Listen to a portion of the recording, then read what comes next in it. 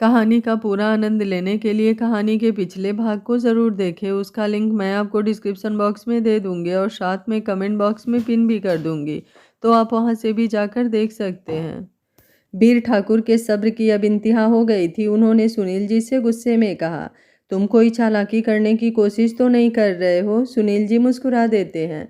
तभी दरवाजे पर एक गाड़ी की आवाज़ आती है। सभी की नज़र उस तरफ चली जाती है। सारे मीडिया वाले अपना कैमरा लेकर मेन गेट की तरफ दौड़ पड़ते हैं। गाड़ी का आगे का दरवाज़ा खुलता है और कुमुद अपने फुल एटीट्यूड से बाहर आती है। वो किसी पर ध्यान ना देते हुए पीछे का दरवाज़ा खोल देती है। कुछ ही पलों में अनुज गाड़ी से बाहर आता है और उसके साथ कुसुम। दोनों दिखने में शादीशुदा जोड़े जैसे लग रहे थे।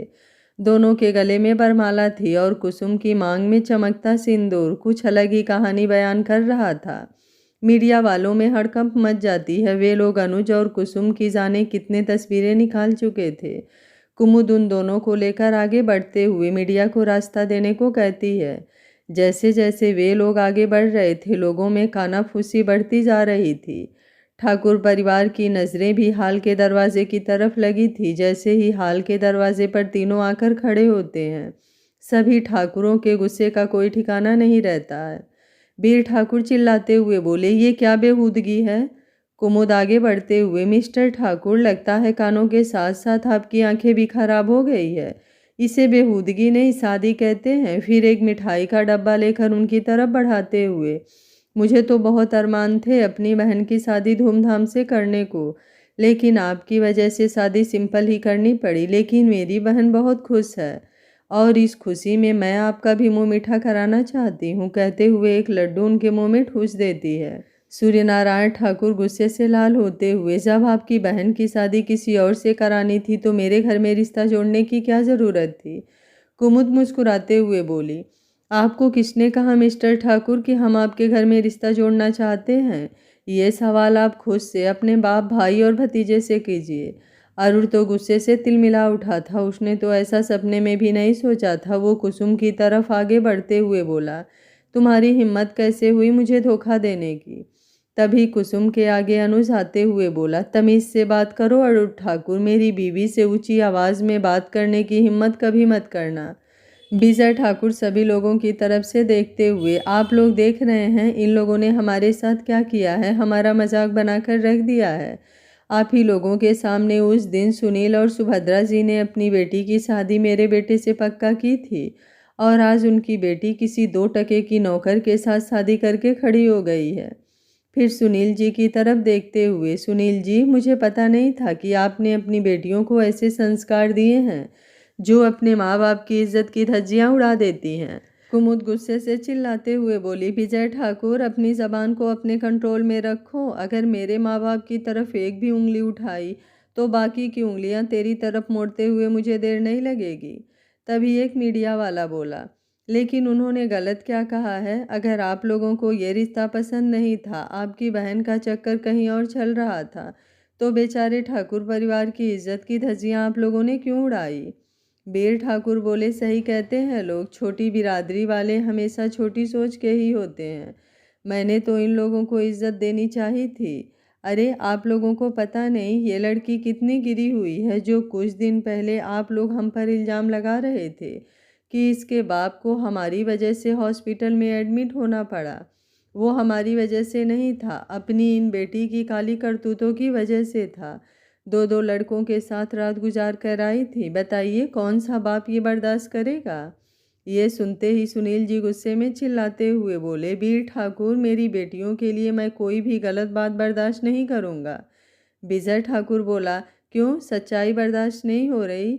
फिर मीडिया वाले की तरफ घूमते हुए, अगर आप लोगों को हमारी बात पर भरोसा नहीं हो तो आप पूरे गांव में पूछ सकते हैं। ये सुनते ही कुसुम की आंखों में आंसू आने लगते हैं। अनुज उसका हाथ पकड़कर अपना सरनामे हिला देता है। मीडिया वालों में तरह तरह की बातें होने लगी थी। कुमुद एकाएक जोर से चिल्लाते हुए बोली, चुप, बिल्कुल चुप। मैंने कहा सभी लोग साइलेंट हो जाइए, आपके सारे सवालों के जवाब हमारे पास हैं। लेकिन उससे पहले मैं एक चीज़ आप लोगों को दिखाना चाहती हूँ। कहते हुए वो अपना मोबाइल निकाल कर एक वीडियो प्ले करके अपना हाथ ऊपर कर देती है। सभी लोगों की नज़रें उस वीडियो पर टिक जाती है। पूरे हाल में पिन ड्रॉप साइलेंट छा गया था और केवल उस वीडियो की आवाज़ बाहर आ रही थी, जिसमें अरुण किसी लड़की के साथ ड्रिंक करने के बाद हम बिस्तर हो रहा था। ये देखते ही अरुण का चेहरा काला पड़ जाता है। बाकी ठाकुर फैमिली भी अपना सर नीचे झुका लेती है। शैलजा ठाकुर अरुण को देखते हुए गुस्से से घूरने लगती हैं। लेकिन इन सब के बीच ठाकुर परिवार में एक सदस्य था जिसके चेहरे पर मुस्कुराहट थी, और वो थी दादी। वीडियो देखने के बाद सारे लोगों के मुंह बंद हो चुके थे। कुमुद बोली, अगर आप लोग चाहें तो मैं ये वीडियो आप लोगों को भेज सकती हूँ और आप लोग अपने तरीके से इसकी जांच करा कर पता कर सकते हैं कि ये वीडियो फेक नहीं है, ना ही एडिट की गई है। आप इस पर टाइम, डेट सब कुछ देख सकते हैं। एक मीडिया वाला बोला, ये तो कल रात का वीडियो लग रहा है। कुमुद मुस्कुराते हुए बोली, सही पहचाना। अब आप लोग बताइए, क्या ऐसे लड़के के साथ मैं अपनी बहन की सगाई होने देती? तभी दूसरा मीडिया वाला बोला, लेकिन अगर आपको पहले ही ये सगाई नहीं करनी थी तो फिर मिस्टर जायसवाल ये सगाई करने के लिए तैयार कैसे हो गए? कुमुद बोली, ये आप लोगों को गलतफहमी है। मेरे मम्मी पापा इस रिश्ते के लिए कभी तैयार नहीं थे। आप लोग ध्यान से उस दिन का फ़ोटो, वीडियो और यहाँ तक कि आप लोग खुद याद करने की कोशिश करें। क्या मेरे पापा ने ऐसा कुछ कहा था या उनके चेहरे पर इस रिश्ते की कोई खुशी दिख रही थी? ये सब बीर ठाकुर का प्लान था। जैसा कि इन्होंने अभी कहा कि मेरी बहन दो दो लड़कों के साथ रहकर आई थी, यही बात उन्होंने उस वक्त मेरे पिता को कही थी और ये धमकी दी थी कि अगर वे इस रिश्ते के लिए इनकार करते हैं तो ये बात मीडिया में बता देंगे। फिर आप लोग खुद सोच सकते हैं कि क्या एक माँ बाप अपनी निर्दोष बेटी पर ऐसा कीचड़ बर्दाश्त कर सकते हैं। और यही वजह थी कि मेरे पापा उस वक्त कुछ नहीं कर पाए और चुप हो गए, और आप लोगों ने इसका अलग अलग ही मतलब निकाल लिया। तभी एक मीडिया वाला बोला, लेकिन यहाँ तो सच में बहुत शर्मिंदगी की बात है कि आपकी बहन दो दो लड़कों के साथ रहकर आई है। गलत तो वो भी है। कुमुद मुस्कुराते हुए बोली, यहाँ पर खड़े मर्द मुझे बता सकते हैं कि उनका अपनी पत्नी को छोड़कर कोई और अफेयर्स नहीं है? उनकी नज़र कहीं और नहीं फिसलती? ईमानदारी से जवाब दीजिएगा। ये सुनते ही वहाँ पर चुप्पी छा जाती है। कुमुद के होठों पर हल्की मुस्कुराहट उभरती है। वो वहीं रखे सोफे पर बैठते हुए, मुझे आप लोगों को शर्मिंदा करने का इरादा नहीं, बस समाज की दोगली सोच को बताने का इरादा था। लेकिन रही बात मेरे बहन की, तो यहाँ पर ठाकुर परिवार मौजूद है और इन लोगों ने ही ये बात कही है, तो मैं इनके मुँह से ही जानना चाहूँगी कि कौन थे वो दो लड़के जिसके साथ मेरी बहन रहकर आई है। बीर ठाकुर गुस्से से चिल्लाते हुए, इसमें इतना घमंड करने वाली कोई बात नहीं है। वो अनुज की तरफ इशारा करते हुए बोले, यही तो है वो लड़का जो इसे उठाकर ले गया था और साथ में मेरा पोता शशांक था। कुमुद मुस्कुराते हुए बोली, उम्मीद है आप लोगों को जवाब मिल गया होगा। अगर जिन्हें समझ नहीं आया उन्हें मैं समझाती हूँ। दरअसल मेरी बहन अनुज सिंघाल से बहुत पहले से प्यार करती है। इसका पता हमारी फैमिली में भी है। लड़का अच्छा खासा है, इसलिए मेरे मम्मी पापा को इस रिश्ते से कोई ऐतराज़ नहीं था और हमने 6 महीने पहले ही घर पर सगाई की छोटी सी रस्म कर ली थी। अब आप बताइए कि अपने मंगेतर के साथ कहीं घूमने जाना कोई पाप है? और रही बात इनके पोते की, तो आप लोग भी पता कर लीजिए। वो मेरे जीजू के दोस्त हैं, तो जाहिर सी बात है कभी भी उनके साथ होते हैं। अब हमें बताइए, यहाँ पर मेरी बहन गलत कैसे हो गई? सारे लोग और मीडिया में खुसुर फुसुर चालू हो गई थी। सभी लोग ठाकुर परिवार को बहुत ही गिरी हुई नज़रों से देख रहे थे। कुमुद बोली, उम्मीद है आप लोगों के सारे सवालों के जवाब मिल गए होंगे और इन ठाकुर परिवार की असलियत भी आपके सामने आ गई होगी। तभी एक मीडिया वाला बोला, लेकिन ठाकुर परिवार आपके घर सुनील में जी रिश्ता उसके क्यों सर पर जोड़ना हाथ चाहते रखते थे? हुए, परेशान सुनील मत जी हो, आगे तुम्हारे आते पापा हुए, इतना इसके बारे कमजोर में नहीं आप है। लोगों को तुम्हारी पता है। मर्जी के आप बिना लोग तो हम ये तुम्हारी जानते जिंदगी हैं का कि मेरे फैसला न्यूज़ नहीं चैनल लेंगे। में बहुत सी तुम बातें मेरी औलाद हो, इनके मेरी परिवार के जागीर खिलाफ नहीं। लिखी इस गई दुनिया हैं। में जो भी ये आया लोग है मुझे उन सब खरीदने की की अपनी एक कोशिश कर पर्सनल रहे थे। जिंदगी जब मैं होती है उससे भी नहीं जिसे माना तो हमें ये लोग हमेशा मुझे सम्मान धमकी देने करना लगे। चाहिए। उस दिन मेरी तबीयत इन लोगों की धमकी की वजह से ही खराब हुई थी। बहुत दिनों से मानसिक परेशानी मैं बर्दाश्त नहीं कर पाया और मुझे हार्ट अटैक आ गया। जब इन लोगों को किसी तरह बात बनते नहीं दिखी तो इन लोगों ने ये घटिया प्लानिंग की। इन्हें लगा कि मीडिया को बीच में लाकर मेरी बेटी से रिश्ता जोड़ मुझे कमज़ोर कर देंगे और फिर मैं इनके इशारों की कठपुतली हो जाऊंगा। लेकिन मुझे नाज है अपनी दोनों बेटियों पर, ये दोनों मेरे स्वाभिमान हैं, मेरा गुरूर है। वीर ठाकुर इतने पर भी चुप नहीं रहने वाले थे। वो थोड़ा मुस्कुराते हुए बोले, और तेरी इसी गुरूर ने आज तेरे मुंह पर कालिक पोत दिया है। देख ठीक से अपनी बेटी को, तेरी बिना मर्जी के शादी करके आई है। सुभद्रा जी आगे आते हुए बोली, आप हमसे बड़े हैं, मैं नहीं चाहती कि आपके साथ कोई बदतमीजी करो, लेकिन मेरी बेटियों के खिलाफ एक शब्द भी बोला तो मैं चुप नहीं रहूंगी। सुनील जी बोले, शायद आपने ध्यान से सुना नहीं, ये मेरी बेटी का मंगेतर है और आज भी ये शादी मेरी मर्जी से ही हुई है, क्योंकि तुम लोगों ने हमारे पास कोई रास्ता ही नहीं छोड़ा था। शायद अब सही से बात समझ आ जाए, ना समझ आए तो अच्छे से बैठो और सोचो, और दूसरों के बच्चों पर उंगली उठाने से पहले अपने घर के बच्चों को देख लो, जिसका सबूत मेरी बेटी ने दिखाया है। फिर वो मीडिया की तरफ हाथ जोड़ते हुए बोले, आप लोग बताइए मैंने क्या गलत किया?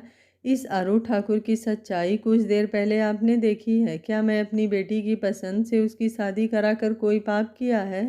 सभी लोग बोले, बिल्कुल नहीं। आजकल के बच्चे तो बिन माँ बाप को बताए लिव इन रिलेशनशिप में रह रहे हैं, जाने कितने अफेयर चला रहे हैं, लेकिन आपकी बेटी अपनी पसंद के साथ अपने माँ बाप की इजाज़त को भी ज़रूरी समझी। हमें नहीं पता था ये ठाकुर परिवार इतना गिरा हुआ है। ये अपनी मकसद के लिए इस हद तक गिर सकते हैं। इसी तरह की बातें मीडिया में होने लगी। सारे आए हुए गेस्ट भी वहाँ से निकलने में ही अपनी भलाई समझे। सूर्यनारायण ठाकुर से कुछ कहते नहीं बन रहा था। मीडिया उन लोगों से हजारों सवाल कर रही थी कि आखिर उन लोगों ने ऐसा क्यों किया, उन्हें किस चीज़ की कमी थी, लेकिन किसी के पास कोई जवाब नहीं था। कुमुद अपने हाथ जोड़ते हुए बोली, आप लोगों ने सच का साथ दिया, इसके लिए शुक्रिया। अब आप लोग यहाँ से जा सकते हैं। अब हम लोग भी अपने घर के लिए निकलेंगे। कुमुद मीडिया वालों को वहाँ से जाने को कहती है। कुछ देर में मीडिया वाले वहाँ से चले जाते हैं। सारे गेस्ट तो पहले ही चले गए थे। अब ठाकुर फैमिली और जायसवाल फैमिली थी। कुमुद बीर ठाकुर की तरफ बढ़ते हुए, तुम्हें क्या लगा बीर ठाकुर, मीडिया को शामिल करके तुम जीत जाओगे? लेकिन तुमने अभी कुमुद को जाना ही नहीं है। शुक्र मनाओ जिस दिन तुम लोग मेरे घर आए थे मैं घर पर नहीं थी, नहीं तो उसी दिन तुझे तेरी औकात याद दिला देती। ये जो ठाकुर होने का घमंड है ना, उसे तो मैंने उसी दिन तोड़ दिया था। लेकिन तुम लोग कुत्ते की दुम हो जो कभी सीधे नहीं होते। लेकिन याद रखना, दुनिया में हर इंसान कमज़ोर नहीं होता। आज मैंने तेरी ही प्लानिंग तेरे ऊपर आजमा दी। ये मीडिया किसी की दोस्त नहीं होती, इन्हें थोड़ा बहकाने की देर होती है। एक नई न्यूज़ मिली नहीं कि अपने तरीके से उसे तोड़ मरोड़ कर पेश कर देते हैं। इस जर्नलिज्म की दुनिया में कोई मेरे पापा जैसा नहीं होता। मुझे जब पता चला कि तुम मेरे घर पर आकर क्या करके गए हो, तो मन तो किया कि उसी वक्त आकर तुम लोगों की चिता जला दूं, लेकिन मैं अपने माँ के कसम से बच गई। लेकिन एक बात अच्छे से याद रखना, जब मेरा दिमाग घूमता है ना, तो ये कसम की जंजीर भी मुझे बांध नहीं सकती। फिर वो अरुण की तरफ घूमते हुए बोली, सुन अपने बाप और दादा के बल पर कूदने वाले कुत्ते के पिल्ले, तुम जैसों को हम अपना पालतू भी नहीं बनाते। और तूने मेरे बहन के ख्वाब देख लिए। तेरा बाप, तेरा दादा, तेरा भाई लोगों को धमकियाँ देते हैं, लेकिन कुमुद जायसवाल धमकी नहीं देती, मार देती है। कहते हुए अपने हाथों में एक लाइटर लेकर अरुण के शेरवानी में आग लगा देती है। अरुण चिल्लाते हुए जल्दी से पीछे हटकर आग बुझाने की कोशिश करने लगता है। शैलजा ठाकुर भी डरकर उसके पास आती है। कुमुद की आंखें इस वक्त नफरत की आग में जल रही थी। सुभद्रा जी उसे पकड़कर पीछे करते हुए, तुझे कहा था ना ऐसा कुछ भी मत करना, चल अब यहाँ से, कहते हुए वो कुमुद को खींचकर ले जाने लगती हैं। अनुज और कुसुम भी बाहर की तरफ निकल जाते हैं।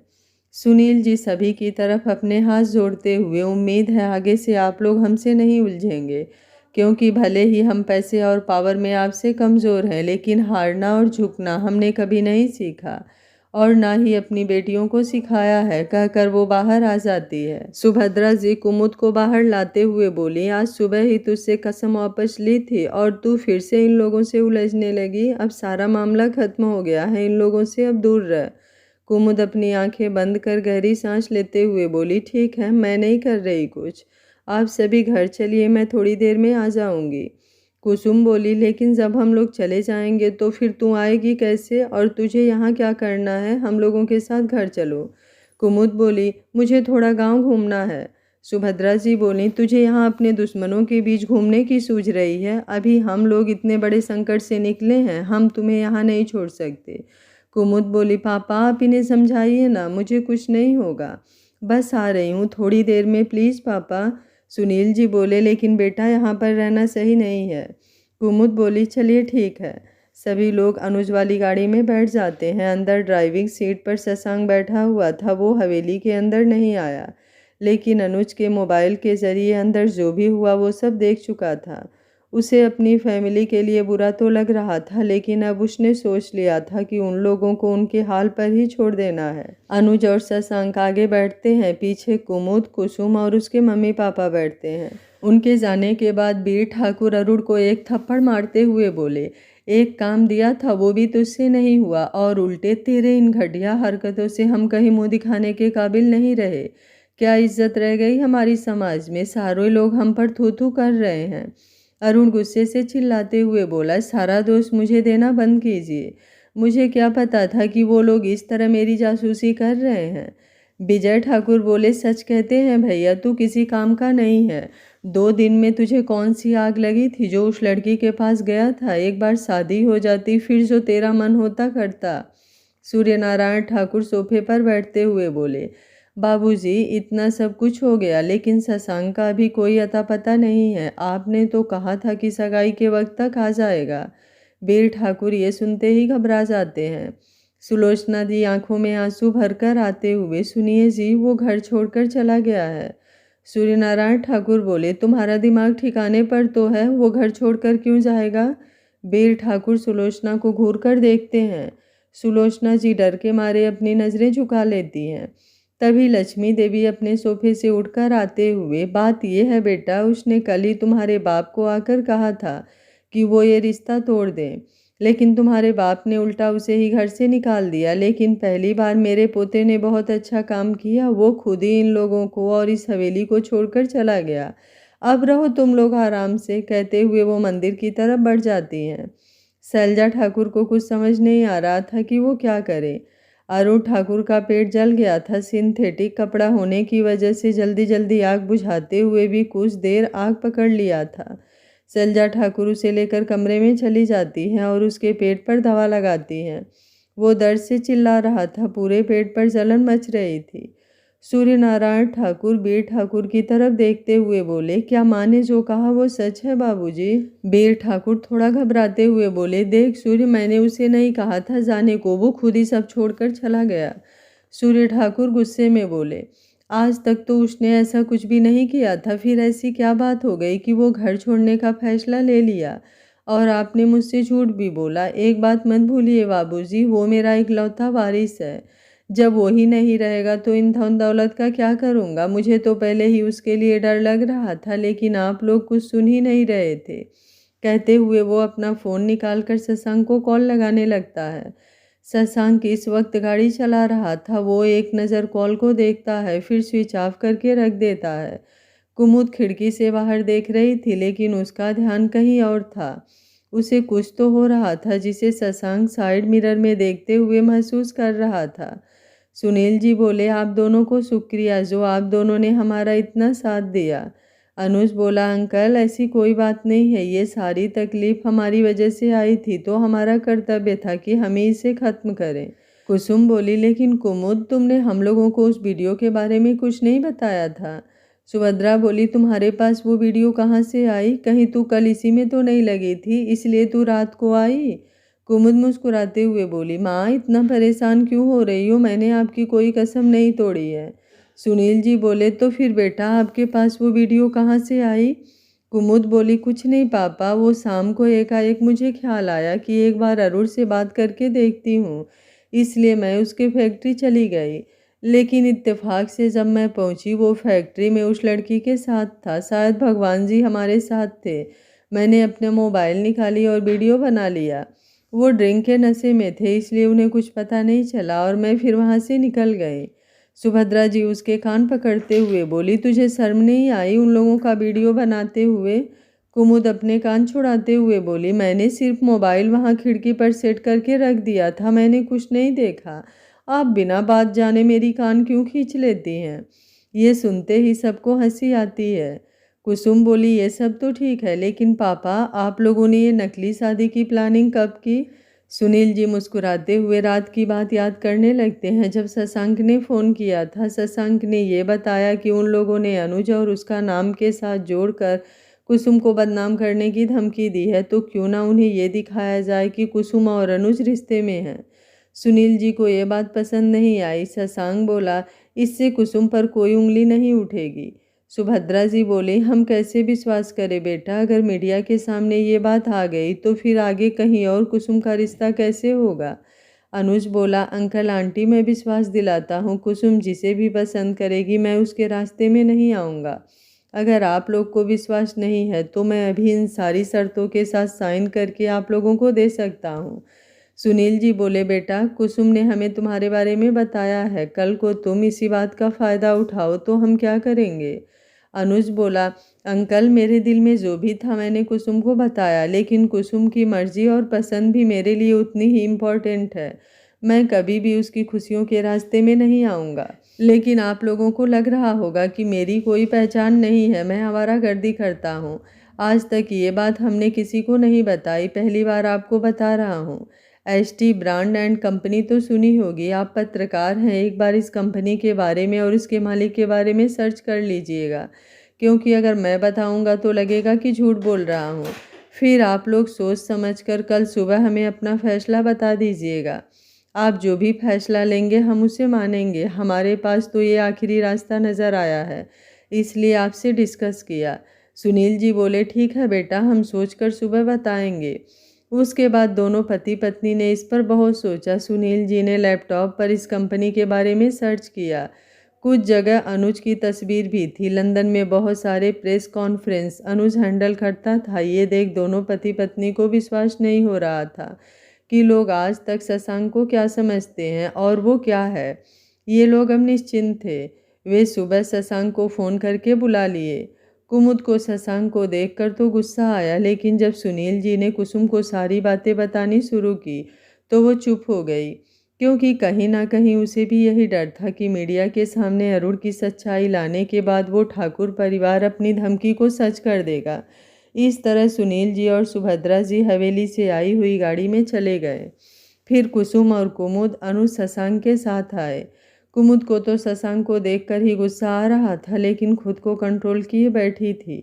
गाड़ी में ही अनुज और कुसुम ने माला पहन लिया, जो शशांक ने पहले ही अरेंज करके रखा था। फिर लाल रंग का अबीर कुसुम ने अपनी मांग में लगा लिया, लेकिन इन लोगों से एक गलती हो चुकी थी जो इन लोगों को खुद ही मालूम नहीं थी। अबीर लगाते वक्त कुसुम के हाथ कांप रहे थे, जिस कारण अनुज बिना सोचे समझे जल्दी से उसके हाथों को पकड़ अपने हाथों से लगा दिया। उसने सोचा कि ये तो अबीर है। कुसुम भी कुछ पल के लिए अनुज को देखती रह गई, लेकिन उसने भी अपना सर झटक दिया। लगभग 1 घंटे में वे लोग अपने घर पहुंच चुके थे। सुभद्रा जी ने शशांक और अनुज को खाने के लिए रोक लिया। कुसुम और कुमुद अपने कमरे में चली गई। बाकी सभी हाल में ही सोफे पर बैठकर थोड़ा आराम करने लगे। कुसुम बाथरूम में कपड़े चेंज करने चली गई। कुमुद जल्दी से अपने कपड़े बदलकर ड्रावर से एक डिब्बा निकाल कर जल्दी से बाहर आते हुए छत की तरफ बढ़ गई। अनुज और शशांक उसे इतना हड़बड़ाते हुए छत पर जाते देख एक दूसरे का मुंह देखने लगे। कुमुद के मम्मी पापा अभी थोड़ी देर पहले अपने कमरे में गए थे। अनुज बोला, भाभी इतनी हड़बड़ी में ऊपर क्यों गई, अभी तो छत पर तेज धूप भी होगी। शशांक बोला, मुझे कुछ ठीक नहीं लग रहा है, पता नहीं हवेली से निकलने के बाद भी वहाँ रुकने के लिए जिद कर रही थी, मैं देख कर आता हूँ। अनुज बोला, संभाल कर, यहाँ हम उनके घर पर हैं और भाभी तो तुझे देख कर ही अंदर उबल रही हैं।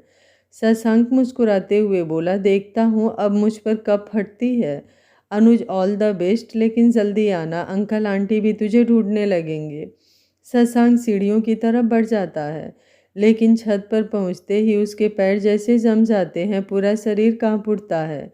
सामने कुसुम का पैर खून से भरा हुआ था। वो छत पर एक साइड बैठकर अपने पैर के तलवे में लगे सारे बैंडेज को हटा रही थी। पूरे तलवे में फफोले हो गए थे जो पूरा फूट कर घाव बन चुके थे। कुमुद अपने साथ फर्स्ट एड बॉक्स लेकर आई थी। वो डिटॉल में कॉटन भिगोकर धीरे धीरे अपने पैरों को साफ करने लगी। डिटॉल से जलन महसूस हो रही थी, लेकिन अपने दोनों होठों को दांतों से दबाए वो बिल्कुल भी चीख नहीं रही थी। शशांक को ऐसा लगा जैसे किसी ने उसके दिल को अपनी मुट्ठियों में जोर से जकड़ लिया है। वो दर्द से तड़प उठा था, आंखों में लालिमा उतर आई और उसके साथ ही आंसू निकलकर उसके चेहरे को भिगोने लगे थे। वो ना कुछ बोल पा रहा था, ना वहाँ से हिल पा रहा था। ऐसा लगा जैसे उसके शरीर में जान ही ना हो। कुमुद का ध्यान अभी अपने जख्मों पर था, इसलिए उसे पता नहीं था कि वहाँ उसके सिवा कोई और भी है। तभी नीचे से सुभद्रा जी की आवाज़ आई, कुमुद जल्दी आ, किचन में मेरी हेल्प कर, सबको जोरों से भूख लगी है। कुमुद जैसे ही बोलने के लिए अपना सर उठाती है, शशांक को देख उसकी आवाज़ गले में ही फंसी रह जाती है। पहले तो हैरान हो जाती है, लेकिन जल्दी ही उसका ध्यान शशांक के चेहरे पर जाता है। उसकी आंखों में जाने कितने दर्द, एहसास और जज्बात एक साथ मिलकर उससे सवाल कर रहे थे। क्यों? इस वक्त कुमुद जैसे उसके दिल में उतर उसकी सारी शिकायतें सुन पा रही थी। वो जल्दी से शशांक पर से नज़रें हटाते हुए खड़ा होने की कोशिश करती है, लेकिन लड़खड़ा जाती है। शशांक उसे संभालने के लिए अपना हाथ बढ़ाता है, लेकिन उतनी ही जल्दी 2 कदम पीछे हो जाता है। एक डर उस पर हावी हो चुका था, कहीं कुछ उसके छूते ही कुमुद फिर से चोट ना पहुंचाए, क्योंकि उसे किसी से पूछने की ज़रूरत ही नहीं थी कि कुमुद के पैरों में ये चोट कैसे आई। कुमुद जल्दी से दीवार पकड़कर बैठते हुए फर्स्ट एड बॉक्स से पट्टी निकालकर पूरे पैरों में बांधकर जल्दी से नीचे भाग जाती है। शशांक उसके जाते ही वहीं छत पर धम से बैठ जाता है। मन अजीब सा हो गया था, कुछ समझ नहीं आ रहा था कि वो क्या करे। कुमुद ने जो अपने पैरों से बैंडेज निकाले थे वो वहीं पर पड़े हुए थे। शशांक एकटक आंसू भरी नज़रों से उसे देखे जा रहा था। उसके आंखों के आगे वो लम्हा तैर रहा था जब कल कुमुद को वास के टुकड़े से बचाने के लिए अपना हाथ उसके पैरों के नीचे कर दिया था। जब कुमुद नीचे आई तो देखा कि सुभद्रा जी और कुसुम किचन में हैं। सुनील जी और अनुज बैठकर बातें कर रहे हैं। वो सुनील जी की नज़रें बचाते हुए अपने कमरे में चली जाती है। कमरे में जाते ही जल्दी से वॉशरूम में जाकर दरवाज़ा बंद करते हुए अच्छे से पट्टी करती है। पट्टी करते हुए उसकी आंखों के आगे बार बार शशांक की आंखें घूम रही थी, जिससे उसे दिल में अजीब सी हलचल महसूस हो रही थी, जिससे वो खुद पर झुंझला रही थी। ऐसे ही हलचल उसे कल महसूस हो रही थी जब शशांक उसके पैरों को छुआ था। उस वक्त वो गुस्से से घर से निकल चुकी थी, लेकिन उसे समझ नहीं आ रहा था अपना गुस्सा कैसे कम करे। इसलिए वो कराटे कोचिंग सेंटर चली गई। 1 साल पहले वो अपनी क्लास पूरी कर चुकी थी। उसे ब्लैक बेल्ट मिला था, लेकिन अब वो कभी कभी टाइम निकालकर उसी कोचिंग में बच्चों को क्लास देने चली जाती थी। लेकिन आज वो अपना ध्यान भटकाने के लिए वहाँ गई थी, लेकिन बच्चों को बार बार सिखाते हुए अपने पैरों में अभी भी शशांक के छूने का एहसास हो रहा था, जिससे उसका गुस्सा बढ़ता जा रहा था। उसे गंदा भी फील नहीं हो रहा था, लेकिन ये एहसास उसे चैन नहीं लेने दे रहा था। वो बॉक्सिंग रिंग की तरफ चली गई। वहाँ पर जाकर उसने 1-2 बॉक्सर से बॉक्सिंग की, लेकिन दिल में उठते शोर और पैरों में शशांक का स्पर्श, जिंदगी में पहली बार वो उलझ गई थी। उसे खुद पर भरोसा था या घमंड कि कोई लड़का बिना उसकी मर्जी से उसे कभी छू नहीं सकता, लेकिन आज वो कैसे उस लड़के को सबक नहीं सिखा पाई। और यही चीज़ें उसे अपनी फीलिंग्स को पहचानने नहीं दे रही थी। उसे मोहब्बत जैसी चीज़ों पर ना कभी यकीन था, ना यकीन करना चाहती थी। इस कारण वो उस भरी दोपहरी में उस कोचिंग सेंटर के टेरिस पर चली गई। वो जलते हुए पक्के पर आंखें बंद करके खड़ी हो गई। दूसरा पैर उसने मोड़ा हुआ था। जब तक उसे जलन का एहसास नहीं होने लगा वो वहीं पर खड़ी रही। लगभग आधे घंटे बाद वो वहां से नीचे उतरी। अब जहां शशांक के स्पर्श की जगह वहां जलन और दर्द हो रहा था, लेकिन अब उसके दिल को राहत पहुंच रही थी। थोड़ी देर बच्चों को क्लास देने के बाद वो बाहर निकले। अब उसका दिमाग थोड़ा शांत था। अब वो सोच रही थी कि अपने परिवार को इस संकट से निकाले कैसे, और इसलिए वो अरुण से मिलने फैक्ट्री के लिए निकल गई। उसने जूते पहन लिए थे और धीरे धीरे उसके पाँव में फफोले पड़ते जा रहे थे, लेकिन उसे इसका एहसास नहीं था। पैरों में होते दर्द उसे सुकून दे रहे थे। जब वो फैक्ट्री से वीडियो बनाकर घर लौटी तब वॉशरूम में फ्रेश होते हुए उसका ध्यान उसके पैरों में गया। लेकिन उसने कोई दवा नहीं लगाई। लेकिन सुबह उठते ही उसे अपने परिवार से ये जख्म छुपाना था, इसलिए उसने जल्दी से बैंडेज निकालकर पैरों के तलवे पर लगा दिया। 6-7 बैंडेज में पूरा तलवा भर गया था। अब उसे कोई डर नहीं था। वो आराम से बाहर निकली, क्योंकि उसने लहंगा पहना हुआ था तो पैर इस तरह भी ढके हुए थे। अब चलना मुश्किल हो रहा था। चलने पर फफोले फूटते जा रहे थे, लेकिन वो किसी तरह हवेली में इतनी देर खुद को संभाल कर खड़ी थी। किसी को एहसास तक भी नहीं था कि उसके पैरों में इतना दर्द है।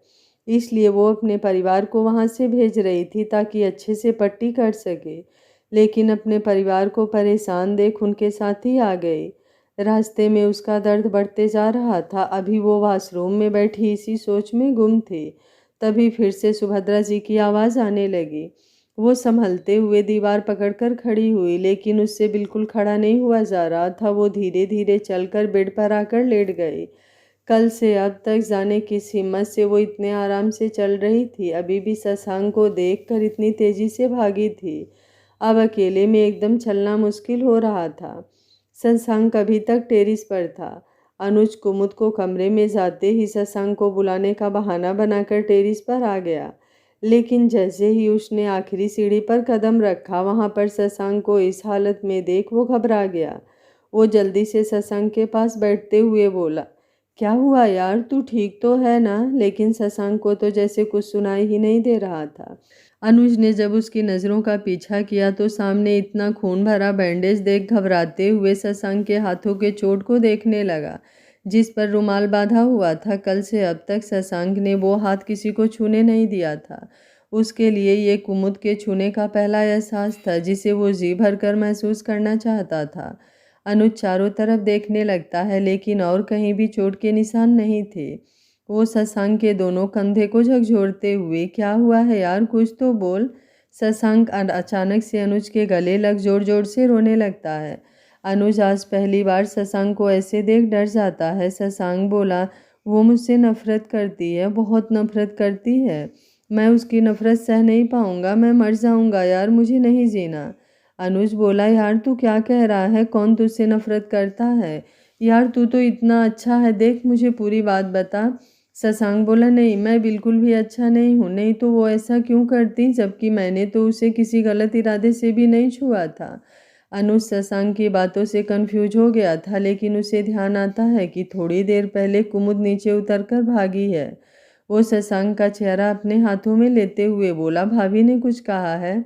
शशांक नामे अपना सिर हिला देता है। उसने कुछ कहा नहीं है। किया है, तुझे याद है कल जब उन्हें चोट लगने वाली थी तो मैंने उनके पैरों के लिए अपना हाथ लगा दिया था, और इसीलिए उन्होंने अपने पैरों को सजा दी है। कुछ कर यार, मुझे सांस नहीं आ रही है, ऐसा कर मेरा गला दबा दे, मुझे जीना ही नहीं है, मेरा दम घुट रहा है। अपने दिल पर हाथ रखते हुए बोला, यहाँ बहुत तकलीफ हो रही है यार। यह सुनते ही अनुज अवाक रह गया। शशांक को देख ऐसा लग रहा था जैसे वो पागल हो गया है, वो अपने होश में नहीं है। अनुज जल्दी से अपना रुमाल निकाल उसका चेहरा पोंछ कर वहाँ से उठाते हुए बोला, चल यहाँ से।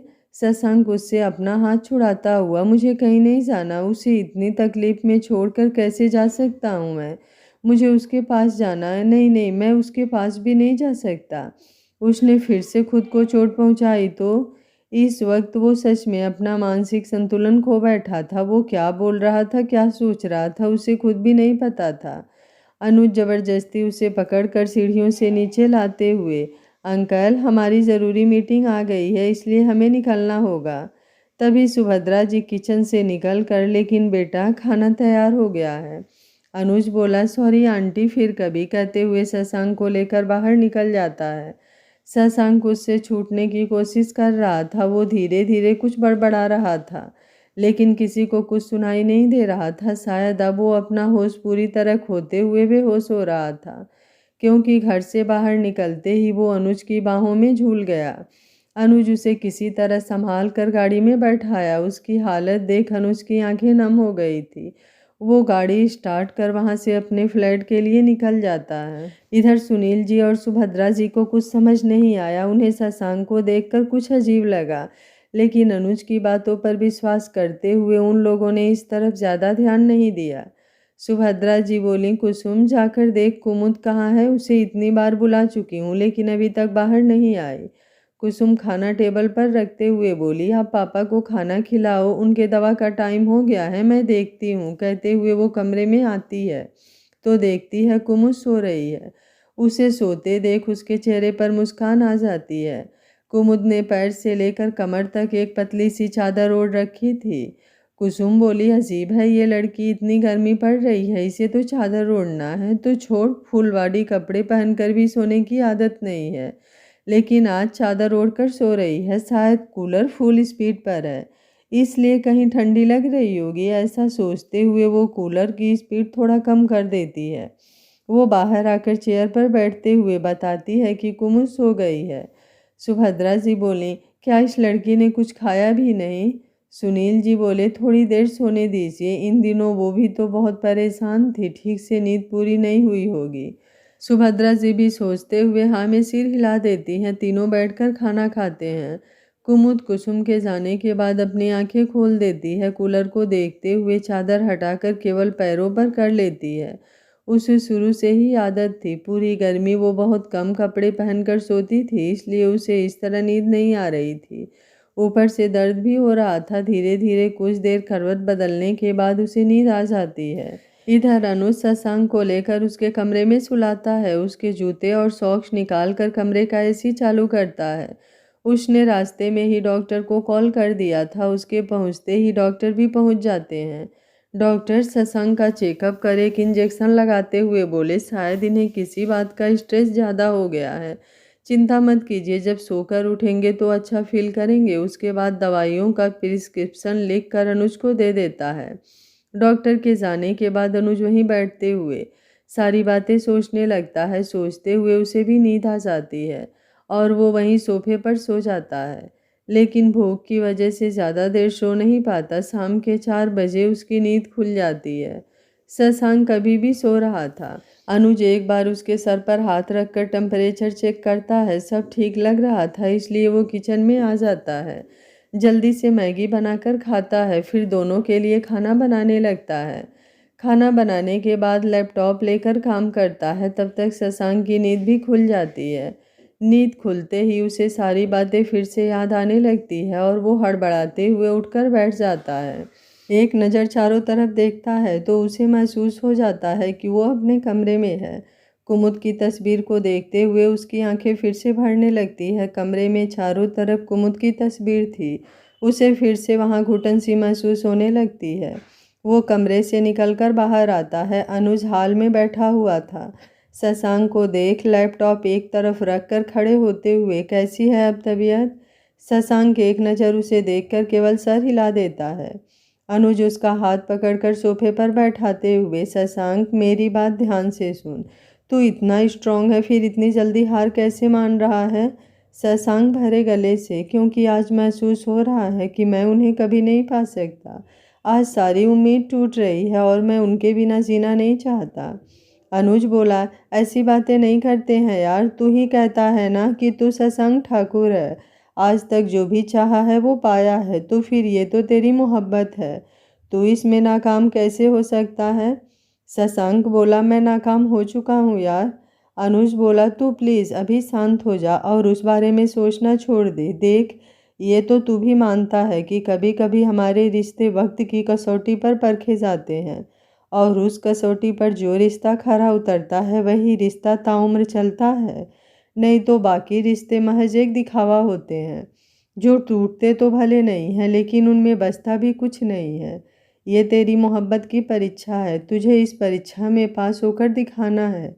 कभी कभी कुछ चीज़ें हमारे हाथ में नहीं होती और किस्मत से ही मिलती हैं, लेकिन किस्मत ने जब तुझे भाभी के लिए फीलिंग्स जगाई, फिर इतने दिन इंतज़ार के बाद उससे मिलाया, तो फिर विश्वास रख उनकी मोहब्बत भी मिलेगी। आज तू जितनी उनकी नफ़रत देख रहा है, आने वाले कल में वो उससे कहीं गुना टूट कर तुझसे मोहब्बत करेंगी। क्योंकि मोहब्बत का एक रूल ये भी है कि अगर आपकी मोहब्बत में शिद्दत है, सच्चाई है, तो आपकी मोहब्बत नाकाम नहीं होती। थोड़ा वक्त लगे लेकिन मिलता ज़रूर है। और एक फेमस रूल तो तूने सुना ही होगा, नफ़रत ही प्यार की पहली सीढ़ी होती है। भाभी की यह नफरत भी तेरी तरफ बढ़ती मोहब्बत का पहला कदम समझ। शशांक बोला, मैं क्या करूं यार, अगर उन्हें मुझसे नफरत है, नाराज़गी है तो जितना चाहे मुझे चोट पहुंचाएं, लेकिन इस तरह खुद को चोट कौन पहुंचाता है, तूने देखा नहीं है ना, इसलिए शायद तुझे महसूस नहीं हो रहा है कि मेरे दिल पर क्या गुजर रही है। अनुज बोला, मैं महसूस कर रहा हूँ, ये तेरी हालत मुझसे छुपी हुई नहीं है, लेकिन तू सिक्के का एक पहलू देख रहा है और मैं दूसरा। शशांक बोला, मुझे तो कुछ समझ नहीं आ रहा है, तू क्या कहना चाह रहा है।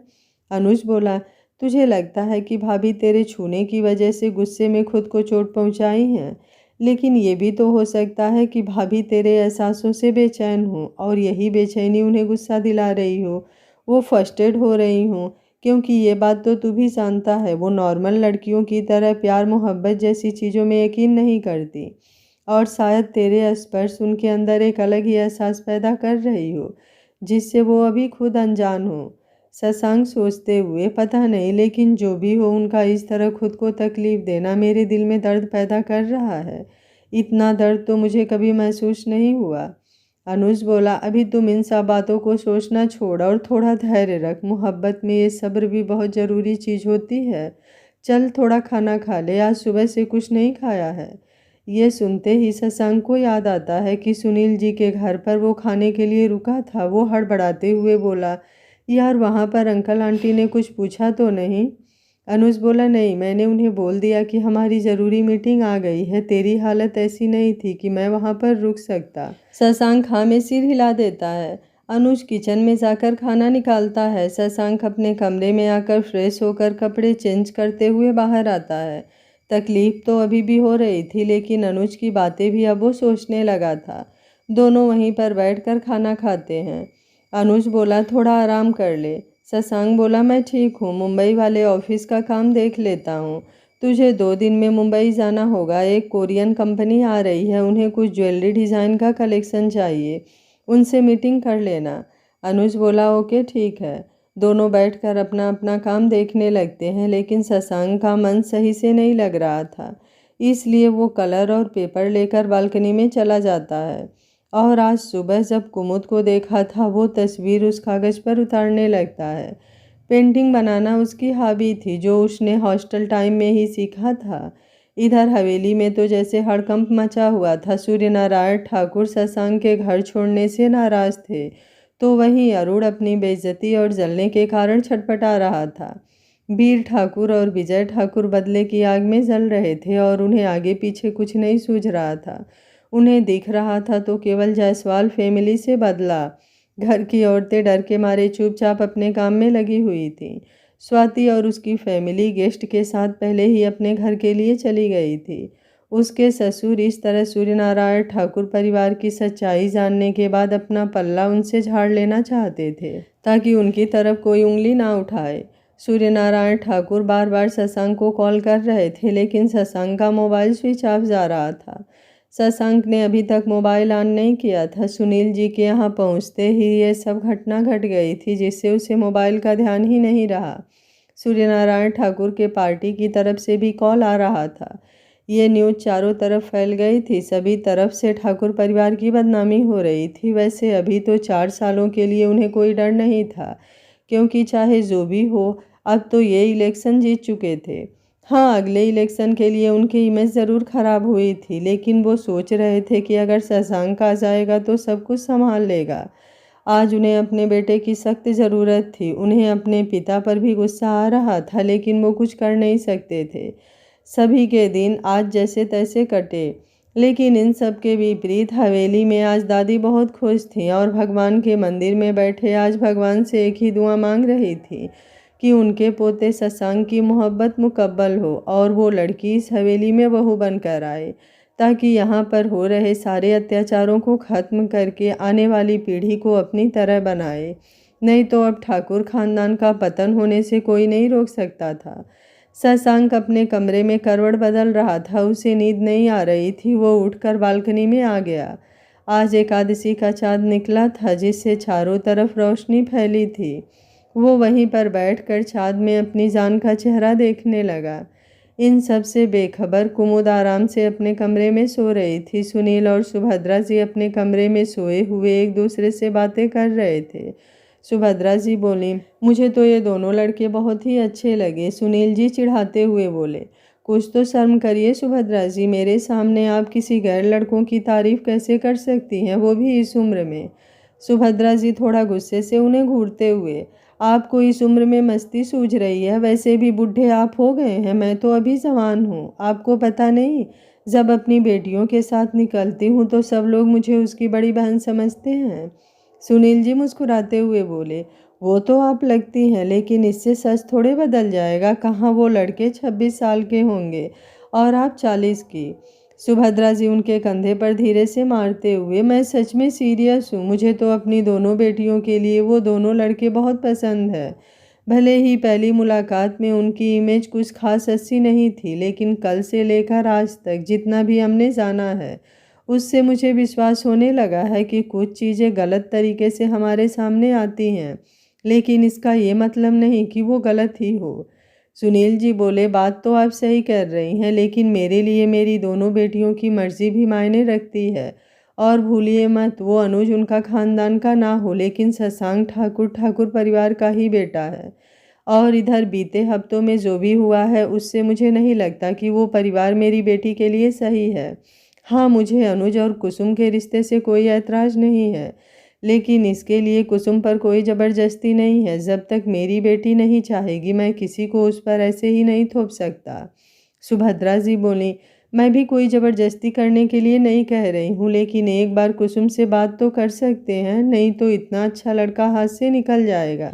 सुनील जी बोले, सुभद्रा जी इतनी जल्दबाजी मत कीजिए, अभी मेरी बेटियों की उम्र ही क्या है, बाकी जो उनकी किस्मत में होगा उसे तो हम बदल नहीं पाएंगे। इसलिए अभी इन बातों को छोड़िए और सो जाइए।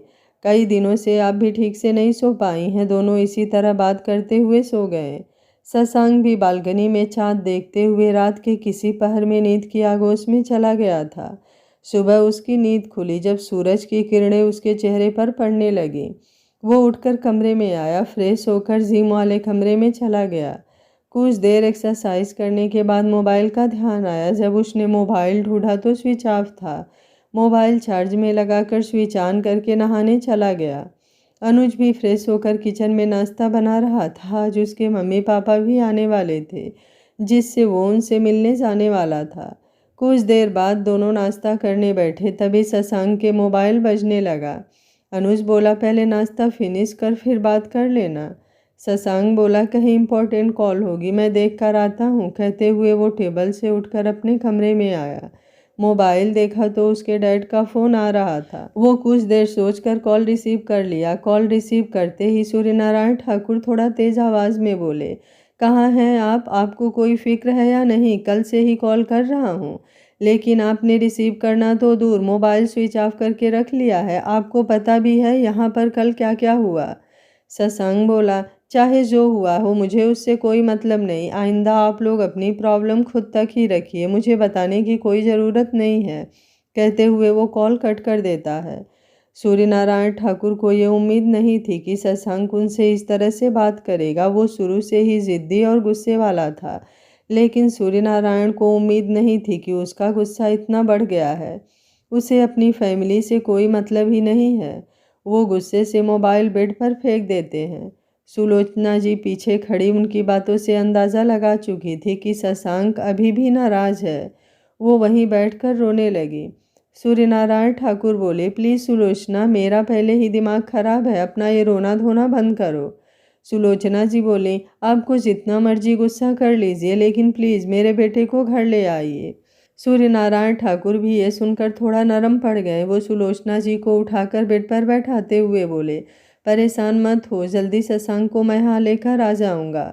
सूर्यनारायण ठाकुर बाहर आते हैं। हाल में वीर ठाकुर बैठे हुए थे। सभी अपने अपने काम पर जाने के लिए तैयार हो रहे थे। अरुण घर पर ही आराम करने वाला था। सूर्यनारायण ठाकुर बिना किसी पर ध्यान दिए बाहर निकल गए। उनके साथ उनके बॉडीगार्ड भी थे। उन्होंने ड्राइवर को गाड़ी शहर की तरफ लेने को कहा। वो शशांक से आमने सामने बात करना चाहते थे। शशांक नाश्ता करने के बाद तैयार होकर अपने ऑफिस के लिए निकल गया। अनुज अपने घर चला गया। शशांक एक बार कुमुद को देखना चाहता था, लेकिन वो अपने दिल को समझा रहा था कि उससे दूर रहने में ही भलाई है। उसे अब कुमुद के करीब जाने में डर लग रहा था। लगभग दोपहर के वक्त उसका मोबाइल बजने लगा। देखा तो फिर से उसके डैड का कॉल आ रहा था। वो कॉल कट करके लैपटॉप पर अपना ध्यान लगाने लगा। तभी उसके मोबाइल में मैसेज आया। मैसेज उसके डैड का था, जिसमें उन्होंने लिखा था कि वो शशांक से मिलना चाहते हैं। शशांक गुस्से में उन्हें कॉल करता है। कॉल उठाते ही शशांक बोला, मैंने एक बार कह दिया कि मुझे आप लोगों से कोई मतलब नहीं है, फिर आप लोगों को समझ नहीं आता। सूर्यनारायण ठाकुर बोले, शशांक, तुम्हारे कुछ भी कह देने से ये सच नहीं बदल जाएगा कि मैं तुम्हारा बाप हूँ और तुम मेरे बेटे हो। मैं फ्लैट पर पहुँचने वाला हूँ, मुझे कुछ ज़रूरी बात करनी है। शशांक बोला, लेकिन मुझे आप लोगों से कोई बात नहीं करनी, वैसे भी मैं फ्लैट पर नहीं हूँ। सूर्यनारायण ठाकुर बोले, तो कहाँ हैं आप एड्रेस दीजिए, मैं वहीं पर आता हूँ और बात करना बहुत ज़रूरी है। शशांक बोला, चाहे कितना भी ज़रूरी हो, मुझे उससे कोई फ़र्क नहीं पड़ता। सूर्यनारायण ठाकुर बोले, ठीक है, तो उस जायसवाल फैमिली को बर्बाद होने का इंतज़ार कीजिए, तब तो आपको फ़र्क पड़ेगा ना, क्योंकि वही लड़की वजह है आपको हवेली से दूर होने की। जब वो लड़की ही नहीं रहेगी तब तो आप लौट कर आएंगे। शशांक गुस्से से दांत पीसते हुए बोला, लगता है इतना इंसल्ट कराने के बाद भी आप लोगों का मन नहीं भरा है। मैंने उस दिन भी कहा था और आज भी कह रहा हूँ, उस लड़की और उस फैमिली की तरफ आप लोगों ने आंख भी उठाई तो मैं सबको तबाह कर दूंगा। कहानी आगे आने वाले एपिसोडों में बहुत ही ज़्यादा इंटरेस्टिंग होती जाएगी, तो कहानी के एक भी इस एपिसोड को आप लोग मिस बिल्कुल मत करिएगा। अगर आपको कहानी अच्छी लग रही है तो वीडियो को लाइक, शेयर एंड चैनल को सब्सक्राइब कर लीजिएगा। Thank you for watching. मिलते हैं कहानी के अगले भाग में।